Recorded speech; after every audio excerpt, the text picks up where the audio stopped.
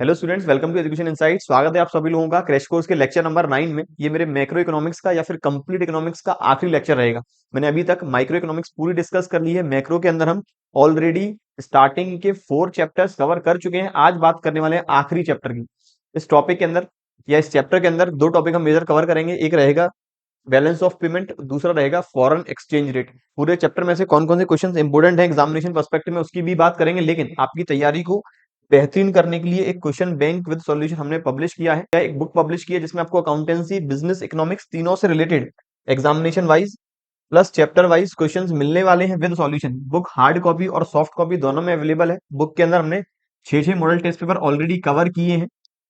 Plus book को purchase करने के लिए एक मैंने सेपरेट वीडियो बनाया हुआ है, किस तरह से परचेज करेंगे, क्या फीचर्स रहने वाले हैं, उसके बारे में डिटेल वहां पर कवरेज है। वीडियो का लिंक नीचे डिस्क्रिप्शन बॉक्स में, एक बार आप लोग चेक जरूर करें।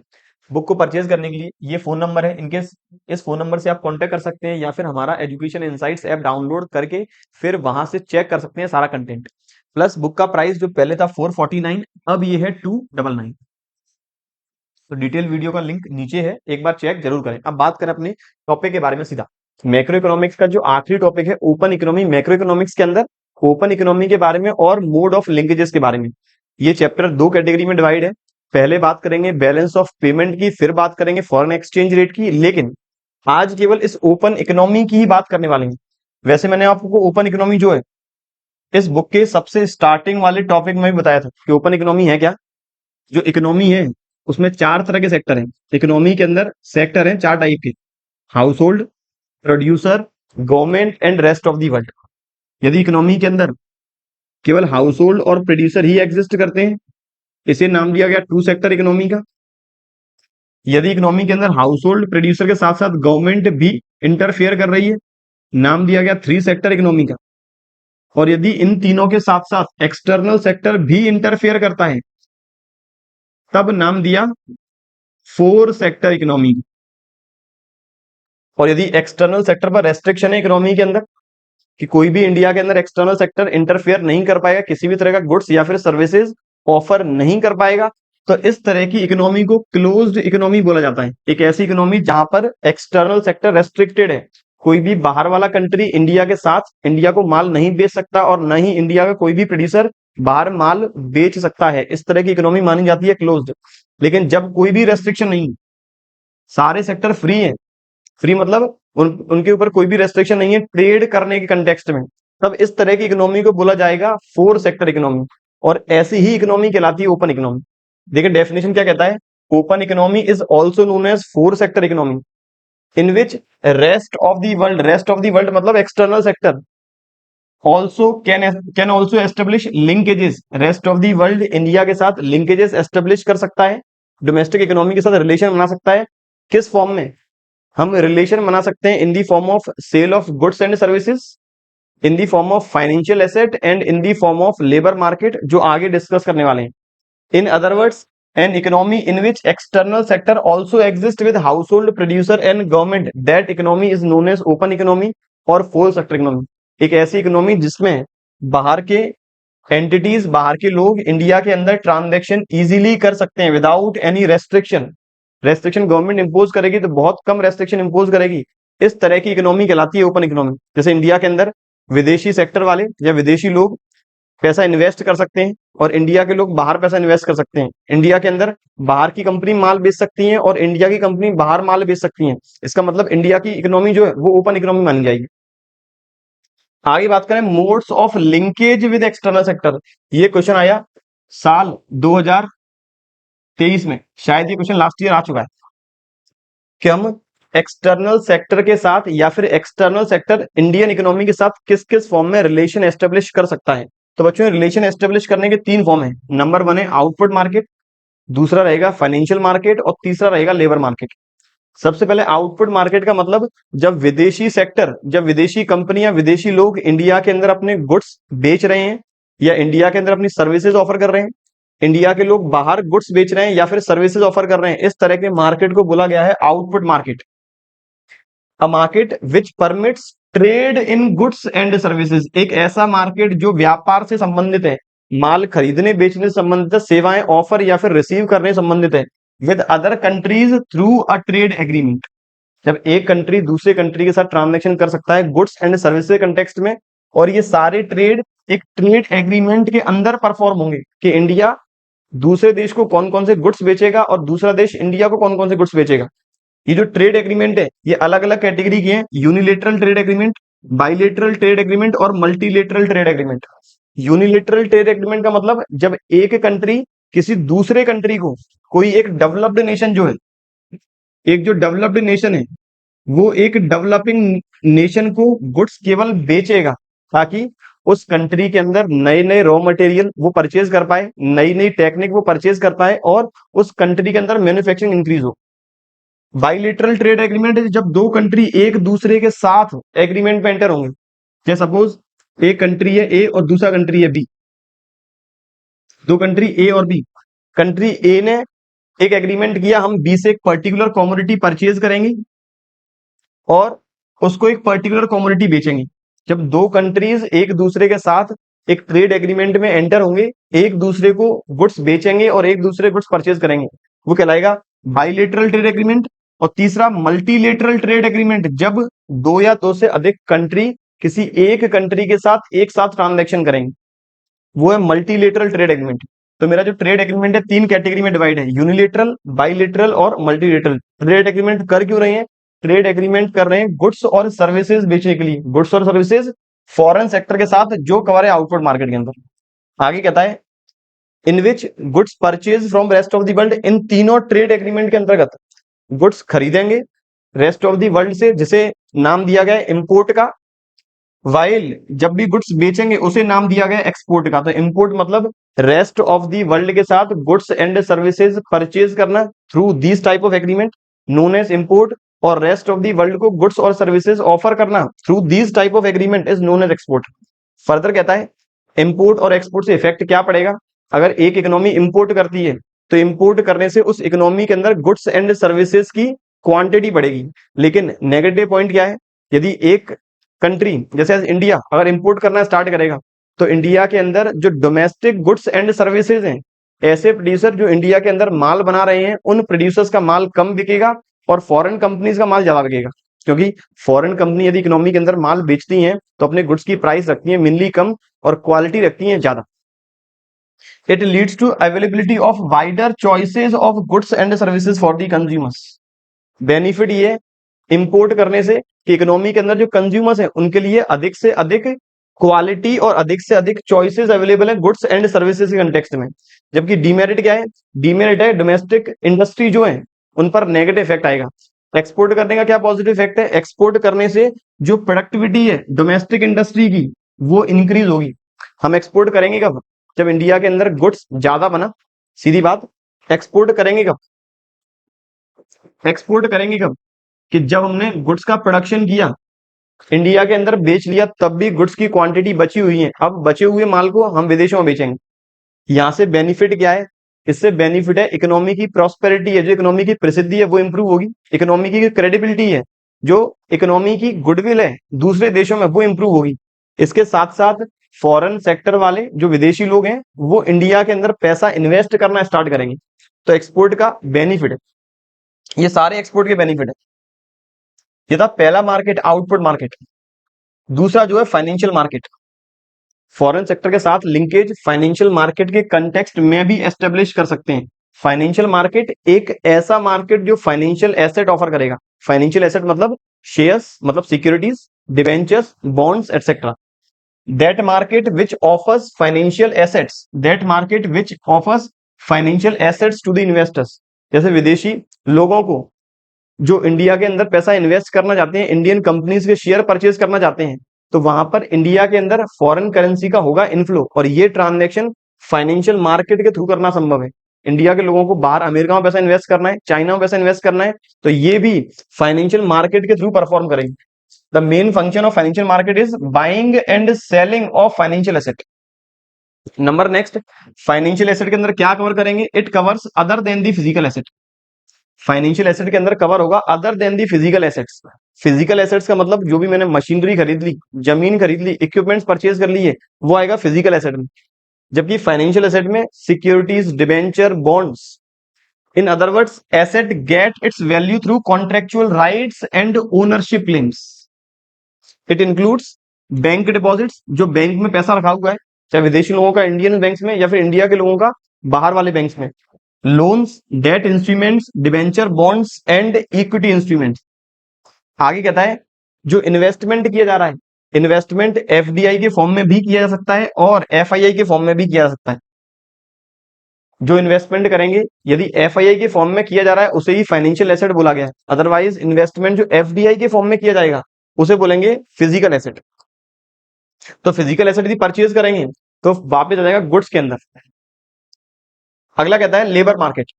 लेबर मार्केट का मतलब जिस भी इकोनॉमी को लेबर चाहिए या फिर एक एक प्रोड्यूसर जिसके पास लेबर की अधिकता है, उसकी ब्रांचेस अलग अलग इकोनॉमी के अंदर है, तो लेबर को वो उसी अकॉर्डिंग मैनेज करेगा, उसी अकॉर्डिंग लेबर को एंगेज्ड करेगा अलग अलग अपने ब्रांचेस या फिर इकोनॉमी के अंदर।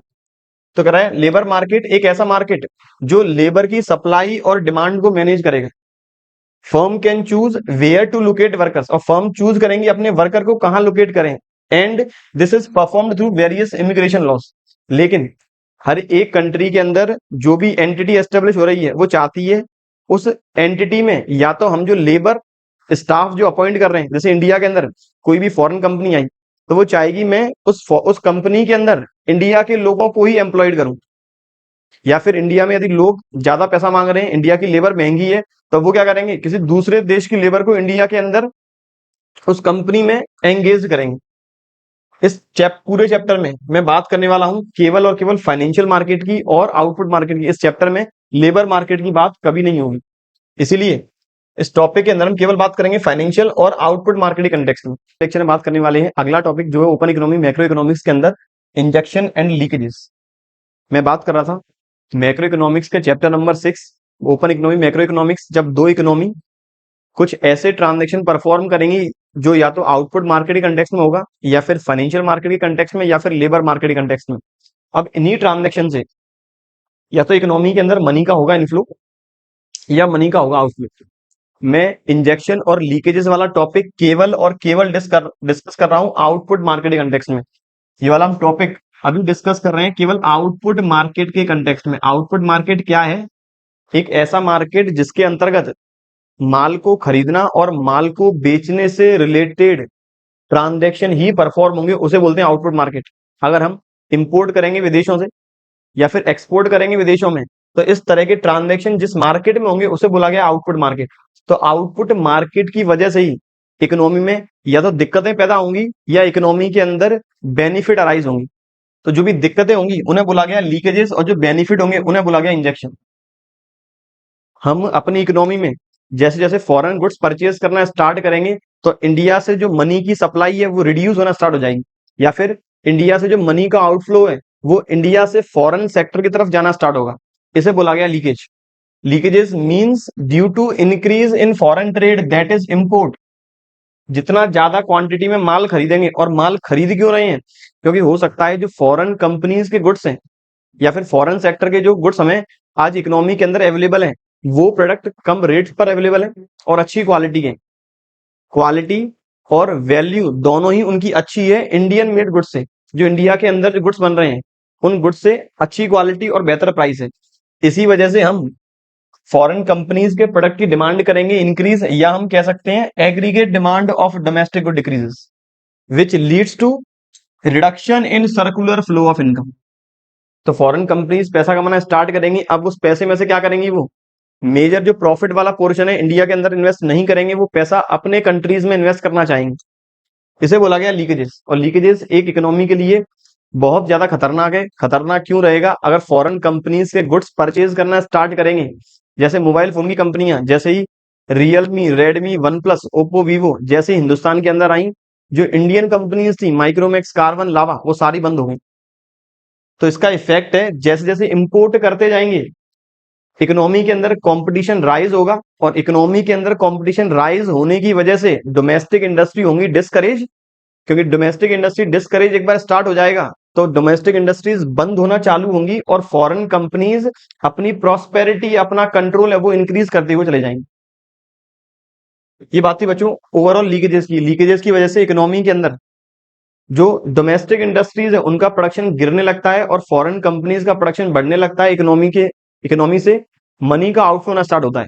और इस लीकेजेस को रोकने के लिए ही गवर्नमेंट या तो इंपोर्ट सब्सटीट्यूशन स्ट्रेटजी अपनाती है, इंपोर्ट सब्सटीट्यूशन, कि जो गुड्स हम इंपोर्ट कर रहे हैं उसका अब सब्सटीट्यूट बनाना चालू करेंगे, या फिर गवर्नमेंट एक्सपोर्ट प्रमोशन स्ट्रेटजी अपनाएगी, एक्सपोर्ट प्रमोशन, अपने प्रोडक्ट को विदेशों में भी बेचेंगे।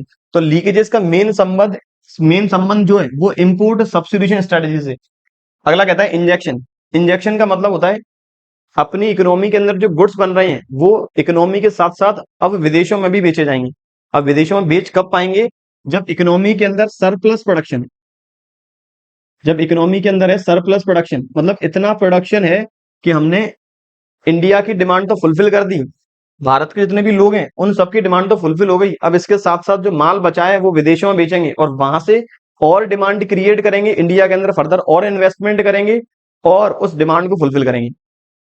Injection means due to demand of domestic goods in foreign economies. जब फॉरेन इकोनॉमीज में इंडिया के प्रोडक्ट की डिमांड बढ़ेगी, इंडिया के प्रोडक्ट की डिमांड बढ़ी, इंडिया के अंदर प्रोडक्शन बढ़ेगा, इंडिया के अंदर प्रोडक्शन बढ़ेगा और माल विदेशों में बिकेगा, वहां से पैसा इंडिया के अंदर इनफ्लो करेगा या फिर वहां से इंडिया के अंदर मनी का इनफ्लो होगा। It leads to increase in circular flow of income. तो इंजेक्शन की वजह से इंडिया के डोमेस्टिक प्रोडक्ट का डिमांड विदेशों में राइज होगी, डोमेस्टिक प्रोडक्ट बढ़ेगी, अपना प्रोडक्शन और बढ़ेगा, पैसा इंडिया के अंदर और आएगा, मनी का होगा इनफ्लो, और मनी के इनफ्लो के साथ साथ फर्दर और इन्वेस्टमेंट राइज होंगे। तो ये बात थी बच्चों लीकेजेस और इंजेक्शन की, जो मैंने डिस्कस की केवल आउटपुट मार्केट के कंटेक्स्ट में। एक फॉर्म में और डिस्कस किया जाए तो लीकेजेस की वजह से जैसे जैसे फॉरेन गुड्स की आज इकोनॉमी के अंदर डिमांड बढ़ने लगेगी, तो फॉरेन गुड्स की डिमांड बढ़ने की वजह से जो हमारी एक्सचेंज रेट है, अपनी जो एक्सचेंज रेट है विदेशी करेंसी के कंटेक्स्ट में, अपनी करेंसी की वैल्यू डिक्रीज होना स्टार्ट हो जाएगी, या फिर अपनी करेंसी की वैल्यू की परचेजिंग पावर डिक्रीज होना स्टार्ट होगी। जैसे एक डॉलर में पहले थे 50 रुपए, फिर हम इंपोर्ट करना और स्टार्ट कर दिया, ये हो गए $1 में 52, फिर 55, फिर 60, इस तरह से रेट बढ़ना चालू हो गई। जबकि इंजेक्शन की वजह से हम विदेशों में प्रोडक्ट बेच रहे हैं तो विदेशी मुद्रा इंडिया के अंदर आ रही है, विदेशी करेंसी इंडिया के अंदर आ रही है, तो उस केस में इंडिया की करेंसी की परचेजिंग पावर इंक्रीज होना स्टार्ट होगी। तो दूसरा इफेक्ट ये भी रहेगा लीकेजेस और इंजेक्शन का, लीकेजेस की वजह से हमारे कंट्री की परचेजिंग पावर होती है रिड्यूस, और इंजेक्शन की वजह से हमारी कंट्री की परचेजिंग पावर इंक्रीज होना स्टार्ट होती है। लेक्चर में बात करने वाले हैं बैलेंस ऑफ पेमेंट की क्या डेफिनेशन है। मैंने स्टार्टिंग में ही चैप्टर नंबर 6 जो ओपन इकोनॉमी मैक्रो इकोनॉमिक्स है उसके बताया था। चैप्टर पूरा 2 पार्ट में डिवाइड है, एक पार्ट है बैलेंस ऑफ पेमेंट, दूसरा पार्ट है फॉरेन एक्सचेंज रेट। मैंने इस चैप्टर के स्टार्टिंग के 2 लेक्चर कंप्लीट कर लिए, जहां बात की पहले कि ओपन इकोनॉमी क्या है और ओपन इकोनॉमी में 2 इकोनॉमीज के बीच में कौन कौन से ट्रांजेक्शन होंगे।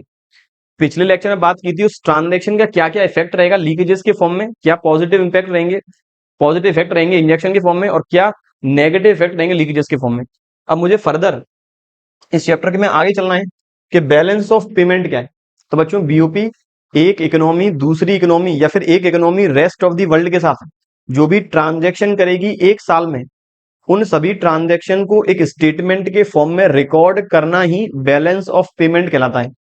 इंडिया ने सारे देशों के साथ ड्यूरिंग अ ईयर जितने भी ट्रांजेक्शन किए, इन सारे ट्रांजेक्शन को एक स्टेटमेंट के फॉर्म में रिकॉर्ड करने को ही बोलते हैं balance of payment.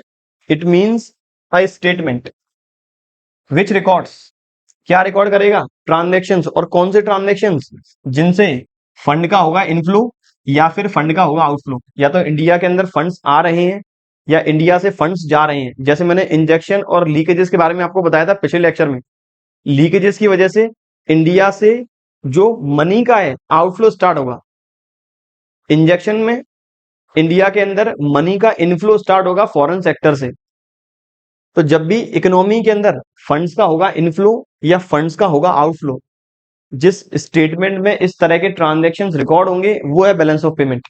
A statement which records inflow and outflow of funds resulting from economic transactions. आगे बात करेंगे इकोनॉमिक ट्रांजेक्शन बोलते किसे हैं। Resulting from economic transactions between resident of a country with rest of the world. जो भी transaction हुए rest of the world के साथ हमारे रेसिडेंट के during a specific period of time, typically a financial year. तो सीधी भाषा में एक फाइनेंशियल ईयर में जो भी ट्रांजेक्शन परफॉर्म हुए दो कंट्रीज के बीच में, उन सभी ट्रांजेक्शन्स को रिकॉर्ड करने का एक स्टेटमेंट ही है बैलेंस ऑफ पेमेंट। आगे कहता है ये जो बैलेंस ऑफ पेमेंट है वो डबल एंट्री सिस्टम पे बनेगा। डबल एंट्री सिस्टम मतलब एक ऐसा सिस्टम जिसमें एक साइड रिकॉर्ड करेंगे कैश का इनफ्लो और दूसरी साइड रिकॉर्ड किया जाएगा कैश का outflow. That is one side is debited or another side is credited. On the credit side we have to record cash inflow and on the debit side we have to record cash outflow. Double entry system कहता है दो side होंगी, एक होगी debit दूसरी होगी credit. जो credit side होगी वहां पर हम इनफ्लो ऑफ फंड्स रिकॉर्ड करेंगे और जो डेबिट साइड होगी वहां हम रिकॉर्ड करेंगे आउटफ्लो ऑफ फंड्स। तो जैसे मैंने विदेशों से माल खरीदा जिसे नाम दिया गया इंपोर्ट का, अगर हम इंपोर्ट करेंगे गुड्स का तो ये किस साइड रिकॉर्ड करेंगे? सर इंपोर्ट करने की वजह से फंड्स का मेरा होगा आउटफ्लो और जैसे फंड्स का आउटफ्लो होगा ये हम रिकॉर्ड करेंगे डेबिट साइड में, इसीलिए डेबिट साइड को पेमेंट साइड भी कहा गया है। डेबिट साइड को पेमेंट साइड भी कहा गया है। और जब मैंने किया एक्सपोर्ट, माल बेचेंगे विदेशों में, विदेशों से करेंसी का होगा इनफ्लो, मनी का होगा इनफ्लो, ये रिकॉर्ड करेंगे क्रेडिट साइड में, इसीलिए क्रेडिट साइड को रिसीट साइड भी बोला गया। So we can say BOP is prepared on double entry system in which there are two sides. One is receipt side, that is also known as debit side. Sorry, that is also known as credit side, on which cash inflow will be recorded. Another side is known as debit side, on which payments will be recorded. Or we can say on which side cash outflow will be recorded. आगे कहता है ये मैंने बात कर ली है cash inflow outflow किस तरह रिकॉर्ड करेंगे, किस साइड रिकॉर्ड करेंगे। आगे कहता है इकोनॉमिक ट्रांजैक्शन मींस। अब इकोनॉमिक ट्रांजैक्शन का मतलब क्या? सारे ट्रांजैक्शन जो रिलेट कर रहे हैं गुड्स के इंपोर्ट और एक्सपोर्ट से, जो रिलेट कर रहे हैं सर्विसेज के इंपोर्ट और एक्सपोर्ट से, जो रिलेट कर रहे हैं यूनिलेटरल ट्रांसफर के साथ और जो रिलेट कर रहे हैं एसेट्स के कंटेक्स्ट में। Economic transaction means transactions related with the goods, transactions related with the services, transaction related with the transfer payment और transaction related with the assets. जब भी इंपोर्ट एक्सपोर्ट करेंगे गुड्स का रिकॉर्ड करेंगे बीओपी के अंदर, एक्सपोर्ट किया जाएगा कैश का इनफ्लो अपना रिसीट साइड मतलब क्रेडिट साइड, और यदि इंपोर्ट करेंगे कैश का आउटफ्लो पेमेंट साइड मतलब debit side. Services import export कर रहे हैं, ट्रांसफर पेमेंट, ट्रांसफर पेमेंट का मतलब जो भी हमने डोनेशन रिसीव किया या हमने विदेशों में डोनेशन दिया, यदि डोनेशन रिसीव करेंगे कैश का इनफ्लो रिकॉर्ड क्रेडिट साइड में, डोनेशन दे रहे हैं विदेशों में कैश का आउटफ्लो रिकॉर्ड डेबिट साइड मतलब पेमेंट साइड में। एसेट्स क्रिएट कर रहे हैं, अब विदेशी लोग इंडिया के अंदर एसेट क्रिएट करेंगे, एसेट्स खरीदेंगे, इंडिया के अंदर कैश का होगा इनफ्लो क्रेडिट साइड में। और इंडिया के लोग विदेशों में एसेट्स परचेज करेंगे, विदेशों में फाइनेंशियल एसेट्स परचेज कर रहे हैं, तो इंडिया से कैश का होगा आउटफ्लो बीओपी के डेबिट साइड में। ये बात थी बच्चों ओवरऑल। बीओपी की प्रॉपर डेफिनेशन क्या है? A statement which prepare on the double entry system which records all the economic transaction performed during an accounting year within two economies और with normal resident of a country with the rest of the world. It records transaction on debit side in the form of payments, on the credit side in the form of receipts. All the transactions related with the goods, services, transfer payments and assets are recorded in this statement. आज की lecture में बात करने वाले हैं कि जो BOP में जितने भी इकोनॉमिक ट्रांजेक्शन्स थे वो कितनी कैटेगरीज या फिर कितने अकाउंट्स में डिवाइड है। बीओपी में मैंने बात की import and export of goods से related, services related, transfer payment से रिलेटेड और एसेट से रिलेटेड। ये चारों ही ट्रांजैक्शंस दो अलग अलग अकाउंट में डिवाइड किए गए हैं। तीसरा अकाउंट और है फाइनेंशियल अकाउंट, लेकिन एट प्रेजेंट जो बीओपी की प्रेजेंटेशन है वो दो ही अकाउंट के फॉर्म में होगी। पहले एक बार दोनों अकाउंट डिस्कस कर लें, फिर उसके बाद बात करेंगे फाइनेंशियल अकाउंट क्या है। तो बच्चों बीओपी के जितने भी ट्रांजेक्शन्स हैं या बीओपी फर्दर टू अकाउंट्स में डिवाइड है। पहला है करंट, दूसरा है कैपिटल। मेरे चार ट्रांजेक्शन थे, गुड्स से रिलेटेड, सर्विसेज से रिलेटेड, ट्रांसफर पेमेंट से रिलेटेड और एसेट क्रिएशन से रिलेटेड। जो गुड्स, सर्विसेज और ट्रांसफर पेमेंट से रिलेटेड ट्रांजैक्शन है ये रिकॉर्ड होते हैं करंट अकाउंट के अंदर जबकि एसेट से रिलेटेड जितने भी ट्रांजेक्शन है वो रिकॉर्ड होंगे अपना कैपिटल अकाउंट के अंदर। करंट अकाउंट कहता है it records transaction related with the goods services and transfer payments. किस फॉर्म में रिकॉर्ड करेंगे? अगर हम एक्सपोर्ट कर रहे हैं गुड्स का, एक्सपोर्ट कर रहे हैं सर्विसेज का, या फिर ट्रांसफर पेमेंट रिसीव्ड कर रहे हैं फॉरेन सेक्टर से, तो इन तीनों से क्या होगा? इन तीनों से होगा कैश का इनफ्लो। इन तीनों से होगा कैश का इनफ्लो। तो ये किस साइड रिकॉर्ड करेंगे? इन्हें रिकॉर्ड करेंगे रिसीट साइड। ये हम रिकॉर्ड करेंगे रिसीट साइड, या फिर ये रिकॉर्ड करेंगे क्रेडिट साइड।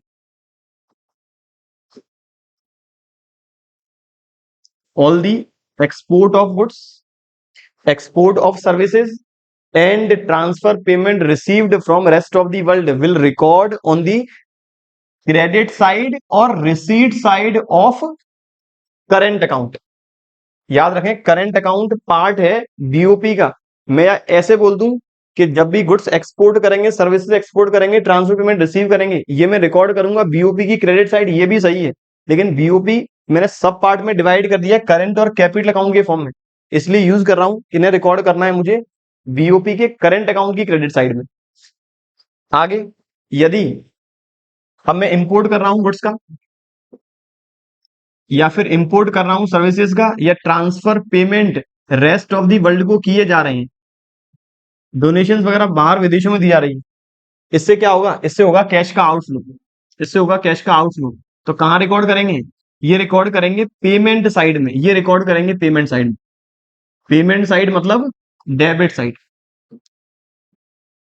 तो कहता है inflow of funds on the credit side while outflow of funds on the debit side. Inflow का मतलब जब भी गुड्स बेचेंगे, सर्विसेज रेंडर्ड करेंगे, या फिर ट्रांसफर पेमेंट रिसीव करेंगे, या फिर ट्रांसफर इनकम रिसीव करेंगे।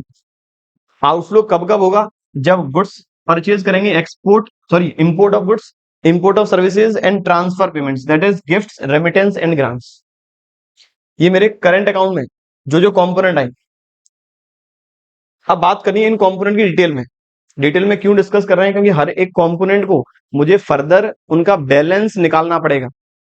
तो अब मैं करंट अकाउंट के तीन कंपोनेंट्स जो है import and export of goods, import and export of services and transfer payments, इनको इंडिविजुअल कैटेगरी वाइज एक्सप्लेन करने वाला हूं। सबसे पहले import and export of goods. यहां पर बच्चों गुड्स को विजिबल आइटम्स या फिर मर्चेंडाइज भी बोला गया। इंपोर्ट का मतलब जब भी हम विदेशों से गुड्स परचेज करेंगे, जब भी विदेशों से गुड्स परचेज करेंगे या फिर अक्वायर करेंगे, उसे बोला गया इंपोर्ट। और जब भी विदेशों को माल बेचेंगे या गुड्स उन्हें भेजेंगे, उसे बोला गया एक्सपोर्ट। आगे कहता है गुड्स को हम विजिबल आइटम्स या फिर मर्चेंडाइज भी कहते हैं। और गुड्स बेचेंगे तो रिकॉर्ड करेंगे करंट अकाउंट की क्रेडिट साइड में, गुड्स खरीदेंगे तो रिकॉर्ड करेंगे करंट अकाउंट की डेबिट या फिर पेमेंट साइड में। याद रखना है क्रेडिट साइड को रिसीट साइड भी कह सकते हैं और डेबिट साइड को पेमेंट साइड भी कह सकते हैं। इसके आगे कहता है, अब ये बात बहुत इंपॉर्टेंट है कि जब भी हमें एक इकोनॉमी में कितना हमने गुड्स का एक्सपोर्ट किया और कितना गुड्स हमने इंपोर्ट किया, एक्सपोर्ट को डिनोट करेंगे एक्स से, इंपोर्ट को डिनोट करेंगे एम से। ये हम डिस्कस कर चुके थे नेशनल इनकम अकाउंटिंग वाले चैप्टर में ही। तो जब भी हम गुड्स का एक्सपोर्ट और इंपोर्ट का नेट बैलेंस निकालेंगे, इस नेट बैलेंस को बोला जाएगा ट्रेड बैलेंस। इस नेट बैलेंस को बोलेंगे ट्रेड बैलेंस। ट्रेड बैलेंस, ताकि ये पता लगाया जा सके कि हम गुड्स का इंपोर्ट ज्यादा कर रहे हैं या फिर एक्सपोर्ट ज्यादा कर रहे हैं। इंपोर्ट और एक्सपोर्ट के, एक्सपोर्ट और इंपोर्ट या फिर इंपोर्ट और एक्सपोर्ट के बीच के डिफरेंसेस को बोलते हैं ट्रेड बैलेंस। हो सकता है ट्रेड बैलेंस जीरो हो।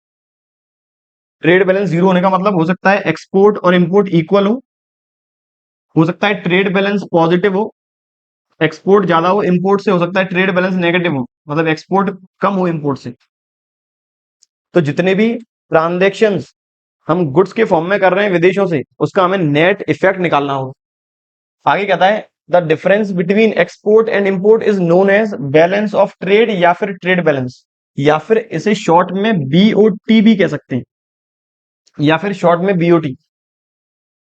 आगे कहता है BOT is said to be balance, balance of trade. Balance में कब माना जाएगा? जब एक्सपोर्ट और इंपोर्ट इक्वल होंगे।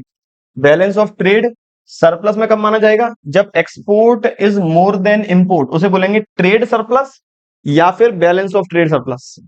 ऐसे ही बैलेंस ऑफ ट्रेड डेफिसिट या फिर बैलेंस ऑफ ट्रेड डेफिसिट कब माना जाएगा? जब एक्सपोर्ट कम होगा इंपोर्ट से, उसे बोलेंगे बीओटी डेफिसिट। तो सिंपल सी भाषा में, यदि एक्सपोर्ट और इंपोर्ट इक्वल है, इसे नाम दिया गया है बीओटी बैलेंस या फिर बैलेंस्ड बैलेंस्ड ऑफ ट्रेड। जब एक्सपोर्ट ज्यादा है इंपोर्ट से, इसे बोलेंगे बीओटी सरप्लस। यदि एक्सपोर्ट कम है इंपोर्ट से, इसे बोलेंगे बीओटी डेफिसिट। अब बात करें अगली इनविजिबल आइटम्स की या फिर सर्विसेज की, इंपोर्ट एंड एक्सपोर्ट और सर्विसेज। मैंने स्टार्टिंग किया आज के लेक्चर में कि जो बीओपी के कंपोनेंट हैं वो कितनी कैटेगरी में डिवाइड है, बीओपी में कितने तरह के अकाउंट्स रिकॉर्ड करते हैं। बीओपी के अंदर दो अकाउंट आए, एक तो आया करंट, एक आया कैपिटल। जितने भी ट्रांजेक्शन थे बीओपी के अंदर, ये सारे ट्रांजेक्शन इन दो कैटेगरी में डिवाइड है। करंट अकाउंट में आया import export of goods services and unilateral transfer, और कैपिटल अकाउंट में आया एसेट से रिलेटेड ट्रांजेक्शन। फिर मैंने पहला item import and export of goods की बात कर ली है, अब दूसरा import and export of services की बात कर रहे हैं। तो सर्विसेज को हम इनविजिबल आइटम्स भी कहते हैं। और सर्विसेज दो टाइप की है, एक तो फैक्टर सर्विसेज है और एक है non factor services. Factor services के अंदर जो भी लेबर अपनी सर्विसेज प्रोवाइड करा रही है इनकम जनरेट करने के लिए, जमीन किराए पे दी गई है in the form of rental services, और जो भी फाइनेंशियल सर्विसेज पैसा उधार दिया है। नॉन फैक्टर के अंदर आएगा शिपिंग, बैंकिंग, टूरिज्म एटसेट्रा, या फिर कह सकते हैं other than factor services is known as non factor services. अब यहां से जो भी हम सर्विसेज रेंडर्ड करेंगे विदेशी सेक्टर्स को, कैश का होगा इनफ्लो, मनी का होगा इनफ्लो। जब भी हम उनसे सर्विस लेंगे तब मनी का होगा outflow. It means import of services leads to outflow of funds. कहां रिकॉर्ड करेंगे? रिकॉर्ड करेंगे सर पेमेंट साइड में, करंट अकाउंट की डेबिट साइड में। और जब भी एक्सपोर्ट करेंगे सर्विसेज का, मनी का होगा इनफ्लो, फंड्स का होगा इनफ्लो, रिकॉर्ड करेंगे रिसीट साइड में, मतलब क्रेडिट साइड में। फर्दर जो डिफरेंस आएगा इन दोनों के बीच का वो कहलाएगा net invisibles. Export and import of services के बीच का जो डिफरेंस होगा वो माना जाएगा नेट इनविजिबल्स। हो सकता है पॉजिटिव हो सकता है नेगेटिव हो सकता है बैलेंस में हो। अगला कंपोनेंट है transfer payment. Transfer payment simple है, जो भी हमने डोनेशन दिया रिकॉर्ड किया करंट अकाउंट की डेबिट साइड में, पेमेंट साइड में। जो भी हमने डोनेशन रिसीव किया रिकॉर्ड किया करंट अकाउंट की क्रेडिट साइड में। अब मैं इस करंट अकाउंट को समराइज्ड फॉर्म में बना दूं, या फिर मैं करंट अकाउंट से पहले बीओपी को एक बार वापस डिस्कस कर लूं, तो बीओपी के जितने भी कंपोनेंट थे वो मैंने डिवाइड किए दो अकाउंट में। एक तो कैपिटल अकाउंट जो हम अगले लेक्चर में डिस्कस करेंगे, दूसरा करंट अकाउंट। करंट अकाउंट के अंदर मैंने बात की इंपोर्ट और एक्सपोर्ट गुड्स की, इंपोर्ट एंड एक्सपोर्ट सर्विसेज की, और ट्रांसफर पेमेंट की। यहां से जो भी कैश जनरेट होगा, जो भी कैश जनरेट होगा वो रिकॉर्ड करेंगे रिसीट साइड में, और जो भी मनी का आउटफ्लो होगा वो रिकॉर्ड करेंगे पेमेंट साइड में। इसे बोला गया डेबिट साइड और इसे बोला गया क्रेडिट साइड। जो भी रिसीट होगी, रिसीट कब कब होगी? जब एक्सपोर्ट करेंगे गुड्स का, एक्सपोर्ट करेंगे सर्विसेज का, या ट्रांसफर पेमेंट रिसीव करेंगे। ऐसे ही पेमेंट कब होगा? जब हम इंपोर्ट करेंगे गुड्स का, इंपोर्ट करेंगे सर्विसेज का, या फिर ट्रांसफर पेमेंट मेड करेंगे फॉरेन सेक्टर में। इंडिविजुअल ट्रांजेक्शन वाइज कंपेयर करते हैं, तो यदि गुड्स के इंपोर्ट और गुड्स के एक्सपोर्ट को कंपेयर किया गया, बैलेंस आया इक्वल, तब माना जाएगा बीओटी बैलेंस्ड या फिर बैलेंस्ड बीओटी। जब इंपोर्ट ज्यादा है एक्सपोर्ट कम है, ट्रेड डेफिसिट या फिर बैलेंस ऑफ ट्रेड डेफिसिट। और जब इंपोर्ट कम है एक्सपोर्ट ज्यादा है, तो बीओटी सरप्लस या फिर ट्रेड सरप्लस। इन दोनों के सर्विसेज के नेट बैलेंस को बोलता है नेट इनविजिबल्स, और इनके को कोई भी नाम अपने सिलेबस में नहीं दिया गया। ये बात थी बच्चों ओवरऑल करंट अकाउंट में कैसे ट्रांजैक्शन और कौन कौन से ट्रांजैक्शन किस साइड रिकॉर्ड होने वाले हैं। इस लेक्चर में बात करने वाले हैं कि जो करंट अकाउंट है उस करंट अकाउंट के कितने टाइप्स हैं, या फिर करंट अकाउंट को कितनी कैटेगरीज में डिवाइड किया गया है on the basis of transactions. तो बच्चों ट्रांजेक्शन्स के बेसिस का मतलब है कि ट्रांजेक्शन का मैं नेट इफेक्ट कंसीडर करूं तो नेट इफेक्ट पॉजिटिव आया, नेगेटिव आया या फिर न्यूट्रल आया। मैंने इस करंट अकाउंट में गुड्स से रिलेटेड, सर्विसेज से रिलेटेड और ट्रांसफर पेमेंट से रिलेटेड ट्रांजेक्शन्स रिकॉर्ड किए। जहां कैश का इनफ्लो हुआ, मनी का इनफ्लो हुआ, वो रिकॉर्ड किया करंट अकाउंट की क्रेडिट साइड में, रिसीट साइड में। मनी का आउटफ्लो हुआ, वो रिकॉर्ड किया करंट अकाउंट की पेमेंट साइड में। तो इन सभी आउटफ्लो और इनफ्लो की वजह से करंट अकाउंट की कंडीशंस तीन फॉर्म में आ सकती है। पहली, जब करंट अकाउंट बैलेंस्ड में है, जब रिसीट्स और पेमेंट्स इक्वल है। दूसरी, जब रिसीट्स ज्यादा है पेमेंट से। और तीसरी, जब रिसीट्स कम है पेमेंट से। इन्हीं तीन कैटेगरी के बेसिस पर करंट अकाउंट को तीन अलग अलग नाम से बोलते हैं। पहला आएगा बैलेंस्ड करंट अकाउंट, दूसरा आएगा सरप्लस करंट अकाउंट, तीसरा आएगा डेफिसिट करंट अकाउंट। इन्हीं कैटेगरीज या डिफरेंसेस की वजह से करंट अकाउंट तीन कैटेगरीज में डिवाइड है, बैलेंस्ड, सरप्लस और डेफिसिट। बहुत सिंपल है। बैलेंस्ड कब? जब रिसीट्स और पेमेंट इक्वल है, कैश का इनफ्लो और आउटफ्लो इक्वल है, क्रेडिट साइड और डेबिट साइड इक्वल है। करंट अकाउंट सरप्लस जब रिसीट्स ज्यादा है पेमेंट से, क्रेडिट साइड ज्यादा है डेबिट साइड से, या फिर कैश का इनफ्लो ज्यादा है आउटफ्लो से। करंट अकाउंट डेफिसिट जब रिसीट्स कम है पेमेंट से, कैश का इनफ्लो कम है कैश के आउटफ्लो से, या फिर डेबिट साइड ज्यादा है क्रेडिट साइड से। ये मैंने तीनों की डेफिनेशन आपको बता दी। पहला कहता है balanced current account when credit side on current account is equal to the debit side. दूसरा surplus current account when receipt और receipt side on current account are more than payments. और तीसरा when receipt on current account is less then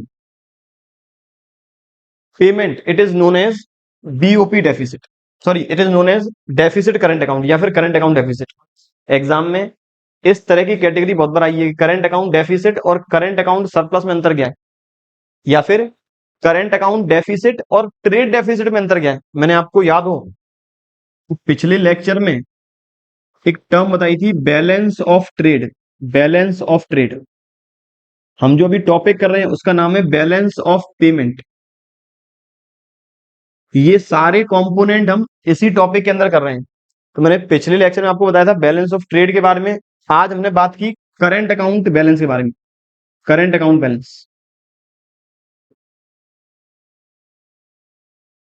balance of trade क्या था? Balance of trade का मतलब जब केवल import and export of goods का मुझे नेट इफेक्ट निकालना है, उसे बोला जाएगा बैलेंस ऑफ ट्रेड। जबकि करंट अकाउंट बैलेंस क्या है? जब हमें सारे इकोनॉमिक ट्रांजेक्शन जिसके अंदर कवर करेंगे import and export of goods, import and export of services and transfer payments, उनका जो नेट इफेक्ट कंसीडर करेंगे वो आएगा करंट अकाउंट बैलेंस के अंदर। यहां पर केवल गुड्स से रिलेटेड आएंगे और इसमें गुड्स, सर्विसेज और ट्रांसफर पेमेंट से रिलेटेड आएंगे। तो क्या मैं ये कह सकता हूं ये कॉन्सेप्ट नैरो है, छोटा कॉन्सेप्ट है, इस करंट अकाउंट के सामने ये कॉन्सेप्ट है ब्रॉड। बैलेंस ऑफ ट्रेड तीन कैटेगरी में डिवाइड था। पहली कंडीशन थी बैलेंस्ड बीओटी, दूसरा था सरप्लस बीओटी और तीसरा था डेफिसिट बीओटी, या फिर ट्रेड सरप्लस और ट्रेड डेफिसिट। ऐसे ही यहां पे balanced current account, balanced current account पहली कैटेगरी, दूसरी कैटेगरी करंट अकाउंट सरप्लस और दूसरी कैटेगरी, तीसरी कैटेगरी करंट अकाउंट डेफिसिट। यहां पर डेफिनेशन सेम रहेगी। कैश का जब इनफ्लो आउटफ्लो इक्वल है तो बैलेंस्ड हो सकता है, वो गुड्स से रिलेटेड हो सकता है वो सारे आइटम से रिलेटेड हो, वो बैलेंस करंट अकाउंट हो सकता है। एक्सपोर्ट ज्यादा है गुड्स का इंपोर्ट से, वो सरप्लस बीओटी। लेकिन गुड्स, सर्विसेज और ट्रांसफर पेमेंट इन तीनों को एड ऑन करेंगे, यदि आउटफ्लो कम है इनफ्लो से तब बोलेंगे करंट अकाउंट सरप्लस। ऐसे ही यदि आउटफ्लो ज्यादा है गुड्स के अकॉर्डिंग और इनफ्लो कम है गुड्स की वजह से, फंड का इनफ्लो कम है एक्सपोर्ट करने से, फंड का आउटफ्लो ज्यादा है इंपोर्ट करने से, तब वो आएगा केवल डेफिसिट बीओटी। लेकिन यदि गुड्स, सर्विसेज और ट्रांसफर पेमेंट की वजह से इनफ्लो कम है आउटफ्लो के कंपैरिजन में, तब उसे बोलेंगे करंट अकाउंट डेफिसिट। ये मैंने कुछ डिफरेंसेस की बात कर ली, ये वाला याद रखें, इसी का पार्ट है। यहां से क्वेश्चन ये भी बन सकता है कि BOT is a part of current account while current account is a not part of BOT, बिल्कुल सही, क्योंकि बीओटी करंट अकाउंट के अंदर ही कंसीडर किया जाएगा, करंट अकाउंट बीओटी के अंदर कभी कंसीडर नहीं करेंगे। आज के लेक्चर में बात करने वाले हैं कैपिटल अकाउंट के कौन कौन से कंपोनेंट होंगे, या फिर बैलेंस ऑफ पेमेंट का जो अगला अकाउंट है कैपिटल अकाउंट, इसके अंदर कौन कौन से कंपोनेंट हम करेंगे इंक्लूड। मैंने बीओपी का जो फर्स्ट अकाउंट था करंट अकाउंट, उसका डिटेल डिस्कशन कर लिया है, कितने टाइप का था वो भी हम बात कर चुके हैं। अब कैपिटल अकाउंट क्या कहता है, ऐसे सारे ट्रांजेक्शन जो एसेट से रिलेटेड है, चाहे वो फाइनेंशियल एसेट क्रिएट करें, चाहे वो फिजिकल एसेट क्रिएट करें, चाहे वो लैंडिंग से रिलेटेड हो या वो बोरिंग से रिलेटेड हो, सारे कैपिटल अकाउंट ट्रांजेक्शन के अंदर रिकॉर्ड होंगे। It records all the transaction of assets which are in the form of physical assets, which are in the form of financial assets, which are in the form of lending और borrowing. ये सारा ही cover होगा capital account के अंदर। मतलब मैंने capital account के जो भी कंपोनेंट्स हैं उन्हें मेजर तीन ही कैटेगरी में डिवाइड कर दिया है। नंबर वन है एफडीआई, नंबर सेकंड है एफआईआई, और नंबर थर्ड है एक्सटर्नल बोरोइंग या फिर असिस्टेंस। जितना भी इन्वेस्टमेंट है वो इन दो कैटेगरीज में डिवाइड है, एफडीआई और एफआईआई के फॉर्म में। और जो भी लोन दिया या लोन लिया कंसेशनल रेट पे या फिर मार्केट रेट पे, वो कवर है एक्सटर्नल कमर्शियल बोरोइंग। सबसे पहले बात करें एफडीआई की। इकोनॉमी के अंदर जो बाहर से इन्वेस्टमेंट आएगा उसे भी एफडीआई बोलेंगे, और हमारे लोग जो बाहर पैसा इन्वेस्ट करेंगे वो भी एफडीआई है। बस दिक्कत या फिर क्या डिफरेंस रहेगा, एफडीआई कहता है जो इन्वेस्टमेंट किया जा रहा है इंडिया में in the form of physical asset, ऐसे इन्वेस्टमेंट जो फिजिकल एसेट के फॉर्म में किए गए हैं उन्हें बोल रहे हैं एफडीआई, और ऐसे इन्वेस्टमेंट जो किए गए हैं फाइनेंशियल एसेट के फॉर्म में उन्हें बोल रहे हैं एफआईआई। जैसे आज कोई कंपनी बाहर की या फिर कोई एक रेसिडेंट बाहर का इंडिया के अंदर खुद की इंडस्ट्री सेटअप करता है तो वो आएगा एफडीआई के अंदर, क्योंकि उन्होंने यहीं पर जमीन खरीदी, यहां पर फैक्ट्री सेटअप की। लेकिन कोई बाहर का इन्वेस्टर इंडिया में किसी कंपनी के शेयर्स परचेज करता है, सिक्योरिटीज परचेज करता है, उसे फाइनेंशियल एसेट कहेंगे, और इस तरह के इन्वेस्टमेंट को बोलेंगे एफआईआई। तीसरा कहता है एक्सटर्नल कमर्शियल बोरोइंग, जब भी बोरोइंग की जा रही है विदेशी सेक्टर से मार्केट रेट ऑफ इंटरेस्ट में, वो आएगा एक्सटर्नल कमर्शियल बोरोइंग में। और जब भी बाहर से बोरोइंग की जा रही है लेकिन एक कंसेशनल रेट पर इकोनॉमी के डेवलपमेंट के लिए, उसे बोलेंगे एक्सटर्नल असिस्टेंस। ये मैंने एक बेसिक आइडिया आपको बता दिया है। अब बात करें डिटेल डिस्कशन की, तो एफडीए क्या कहता है, it means investment in the form of physical assets like land, building, machineries and infrastructure etcetera. जो करें इन्वेस्टमेंट बाहर वाले इंडिया में या इंडिया वाले बाहर, दोनों कंट्रीज के लिए ये एफडीआई माना जाएगा। अगर इंडिया वाले बाहर इन्वेस्टमेंट करेंगे तो इंडिया से फंड का होगा आउटफ्लो, कहां रिकॉर्ड करेंगे, ये रिकॉर्ड होगा पेमेंट साइड, मतलब डेबिट साइड। किस अकाउंट के डिस्कस कर रहे हैं, कैपिटल अकाउंट, तो ये रिकॉर्ड होगा कैपिटल अकाउंट की डेबिट साइड में, यदि हम लोग बाहर इन्वेस्ट करेंगे। अब बाहर वाले इंडिया के अंदर इन्वेस्टमेंट करेंगे, इंडिया के अंदर फंड्स का होगा इनफ्लो, ये रिकॉर्ड होगा कैपिटल अकाउंट की क्रेडिट साइड में। इसलिए कहता है आगे, FDI implies direct influence on operations. FDI से इफेक्ट क्या रहेगा, जो व्यक्ति इन्वेस्टमेंट कर रहा है वो डायरेक्टली इन्फ्लुएंस, डायरेक्ट प्रभावित कर सकता है उस एंटिटी के ऑपरेशंस को, उस एंटिटी के मैनेजमेंट को, जबकि एफआईआई में ऐसी फैसिलिटी अवेलेबल नहीं है। आगे कहता है एफडीआई इन इंडिया, जो भी एफडीआई इंडिया में होगा उससे कैश का होगा इनफ्लो, क्रेडिट साइड मतलब रिसीट साइड रिकॉर्ड करेंगे कैपिटल अकाउंट की, और जो भी इंडिया से बाहर जाएगा इन्वेस्टमेंट वो रिकॉर्ड करेंगे कैपिटल अकाउंट की डेबिट साइड मतलब पेमेंट साइड में। फिर आगे कहता है एफआईआई, जिसका दूसरा नाम है पोर्टफोलियो इन्वेस्टमेंट, ऐसा इन्वेस्टमेंट जो किया गया है फाइनेंशियल एसेट्स में, जैसे stocks, bonds and other securities. चाहे वो इन्वेस्टमेंट करें इंडिया वाले बाहर या बाहर वाले इंडिया में, और इसका मेन फीचर ये, they don't have direct influence. जो भी लोग इस तरह के सिक्योरिटीज परचेज करेंगे वो डायरेक्ट इन्फ्लुएंस नहीं कर पाएंगे ऑर्गेनाइजेशन के मैनेजमेंट में या ऑर्गेनाइजेशन के ऑपरेशंस को। फर्दर कहता है जो भी कैश का इनफ्लो होगा एफआईआई की वजह से, जो बाहर के लोग इंडियन मार्केट में पैसा करेंगे इन्वेस्ट, इंडिया की कंपनी की सिक्योरिटी परचेज करेंगे, तो मनी का होगा इनफ्लो रिकॉर्ड करेंगे क्रेडिट साइड में, जबकि इंडिया के लोग बाहर की कंपनी में पैसा इन्वेस्ट करेंगे, मनी का होगा आउटफ्लो रिकॉर्ड करेंगे डेबिट साइड में।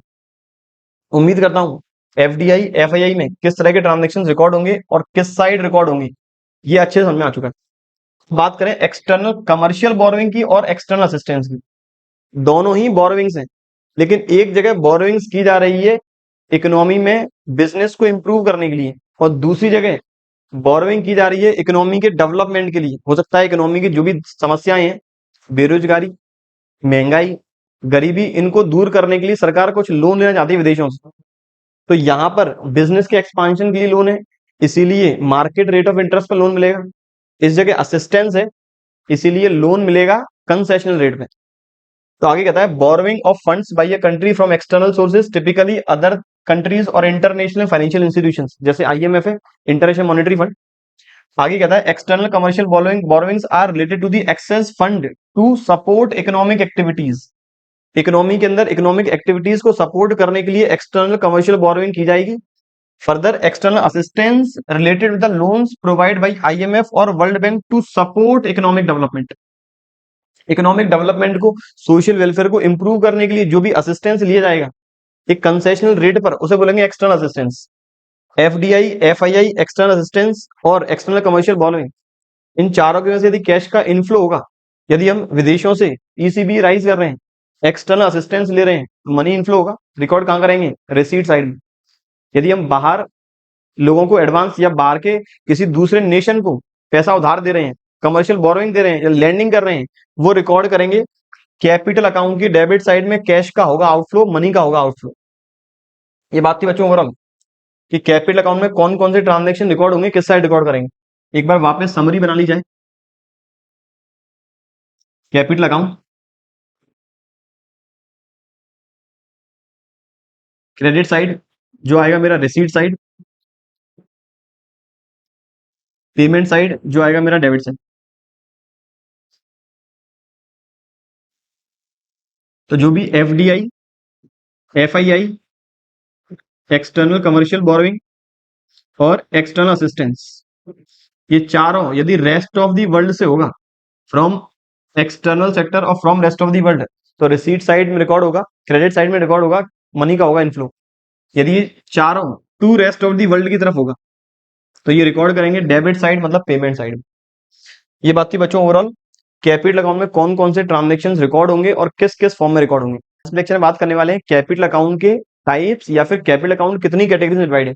जैसे मैंने बात की थी करंट अकाउंट की, करंट अकाउंट 3 कैटेगरी में डिवाइड है, balance current account, surplus current और डेफिसिट करंट। सेम ऐसे ही कैपिटल भी 3 कैटेगरी में डिवाइड है, बैलेंस्ड कैपिटल, सरप्लस कैपिटल और डेफिसिट कैपिटल। जब कैश का inflow outflow, receipts, payment, credit, debit दोनों साइड इक्वल हैं, तब माना जाएगा बैलेंस्ड कैपिटल अकाउंट। जब कैश का इनफ्लो ज्यादा है, आउटफ्लो कम है, रिसीट साइड ज्यादा है, पेमेंट कम है, या फिर क्रेडिट साइड ज्यादा है, डेबिट कम है, तब माना जाएगा कैपिटल अकाउंट सरप्लस। और जब कैश का आउटफ्लो ज्यादा, इनफ्लो कम, रिसीट कम, पेमेंट ज्यादा, डेबिट साइड ज्यादा, क्रेडिट साइड कम, तब उसे बोलेंगे डेफिसिट कैपिटल अकाउंट या फिर कैपिटल अकाउंट डेफिसिट। लेकिन कैपिटल अकाउंट में डेफिसिट या सरप्लस डिसाइड करने के लिए पहले करंट अकाउंट में मुझे नेट ऑफ अमाउंट निकालना होगा।